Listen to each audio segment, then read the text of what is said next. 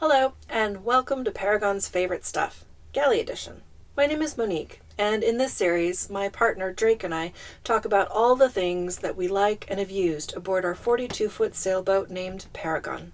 We make these videos in addition to telling the story of our sailing adventures in the North Atlantic. As always, if there's a recipe or something aboard the boat that you'd like to see, then just let us know in the comments down below. I know that Drake is really excited about a video he's working on about the ditch bag after so many of you requested it, so keep an eye out for that episode. In the last episode, I showed you how to cook Cuban chicken. It's a simple and tasty one-pot meal that is super cruiser friendly. If you missed that one, click on the link here to check it out. Today, I'm going to cook one of our winter favorites, a Spanish bean soup.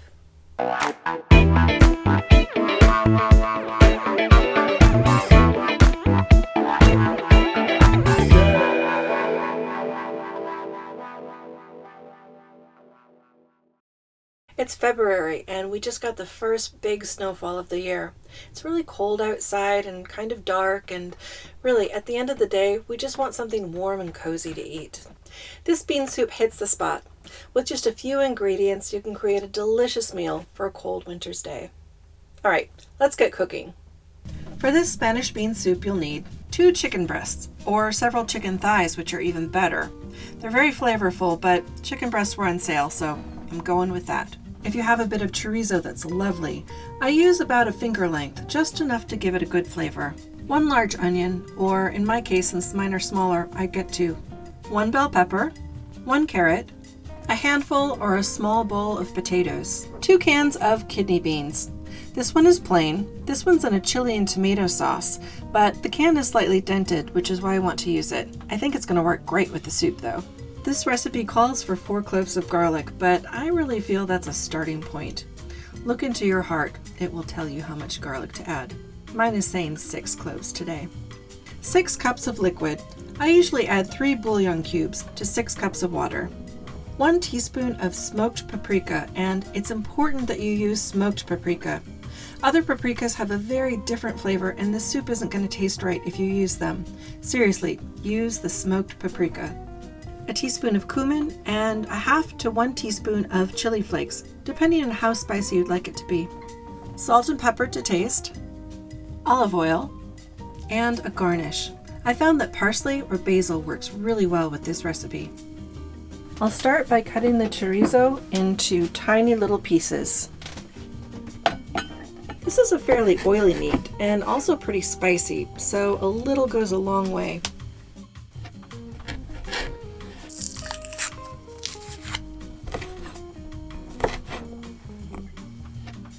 Next, I'll cut up the chicken. Small bite-sized pieces are what I'm going for, something that will easily fit into a soup spoon. I like to grind pepper over the raw chicken. I find it a lot easier than trying to grind it over a steamy pot. Before I begin cutting up the vegetables, I'll go ahead and warm the pot over a medium-high heat with just a little bit of olive oil.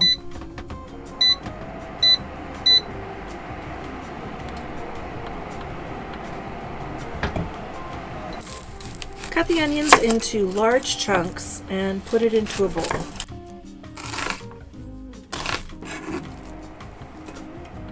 Peel the carrot. I am actually not a fan of cooked carrots. Raw carrots, awesome. Cooked carrots, not so much. So I like to cut my carrots very, very tiny. It really does add a depth and a sweetness.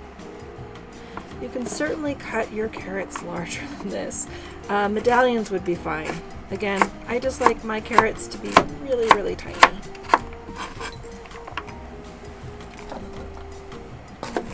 Pepper is cut into medium to small pieces, whatever you prefer.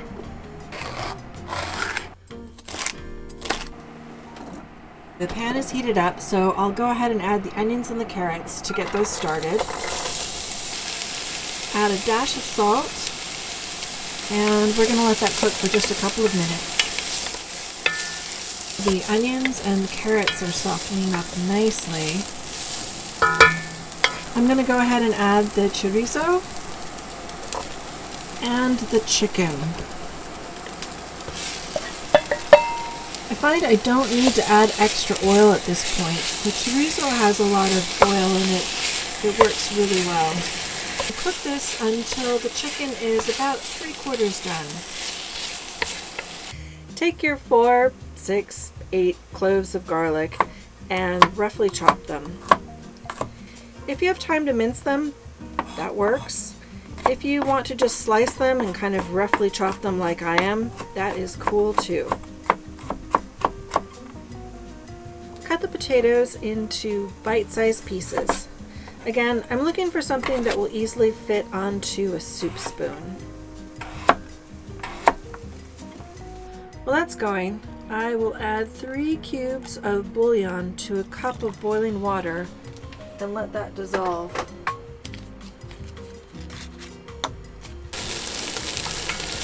Okay, that chicken looks really good. I'm going to lower the heat just a little bit and add the red bell pepper and the garlic.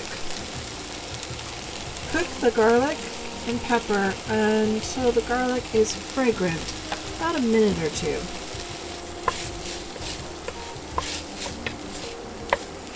Next I'll add the paprika, the cumin, and the chili flakes. And I'll give that all a good stir. I've got the beans open and ready to go, so I will just pop those in.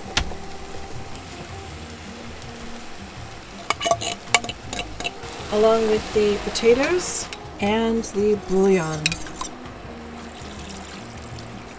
Give that a good stir. Then I'll add 5 more cups of water. I like this ratio of bouillon to water, and I feel it's really tasty, but feel free to add more bouillon cubes or less. Also, if you don't have chicken, add veggie or beef or lamb, which is actually quite fabulous. So I've given this a good stir, and I'm going to bring the soup up to a boil. Now that it's boiling nicely, give it a good stir. I'm going to cover this and reduce the soup to a simmer for about 15 or 20 minutes, or until the potatoes are cooked. While that's simmering, I'd like to go ahead and thank the sponsor for this video, Skillshare. Skillshare is an online learning community that has thousands of classes on a wide variety of topics. Most of the classes are under 60 minutes long. Every class has a discussion forum where you can chat with other members and a project where you can submit your work for feedback. New premium classes are launched every week, which means there's always something new to discover. I've started these cooking videos and wanted to share photos of the whole process and the end result, which is way harder than you might imagine.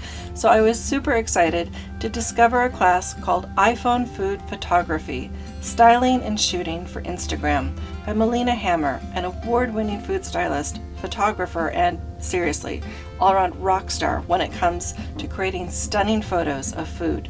There were incredibly helpful tips on how to use tools and props that I already have available around my home. Melina showed how to use color and texture to highlight the food and to remember not to be so fussy. A little mess in a food photograph can create a great emotion and, ultimately, tell a great story. I'm excited to start using what I learned in Melina's class to take some beautiful photographs of my cooking, and I really can't wait to share those with you. What new skill would you like to learn? The first 1,000 people to use our link in the video description will get a free 1-month trial of Skillshare. Click on the link in the video description and start your free trial today. The soup is just about ready, so I'm going to cut up some fresh basil. This soup is actually really great without a garnish, but with a little bit of fresh basil and parsley, it really puts it over the top. It's been about 15 or so minutes. Let's check on the soup. That looks great. Go ahead and scoop some of this into a bowl. Now, I added peppers, potatoes. You can add all sorts of vegetables to this though. If you have zucchini, if you have Brussels sprouts, This soup works with everything. Add some fresh basil on top, and we're all set. So this soup is great on its own, or you can serve it with a little salad or some bread. I've toasted some sourdough, and now it is time to try this soup.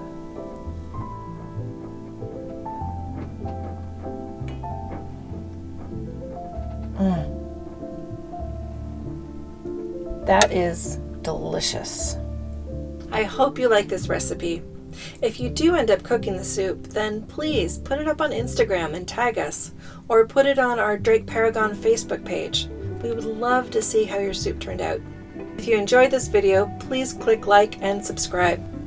We'll see you in the next video.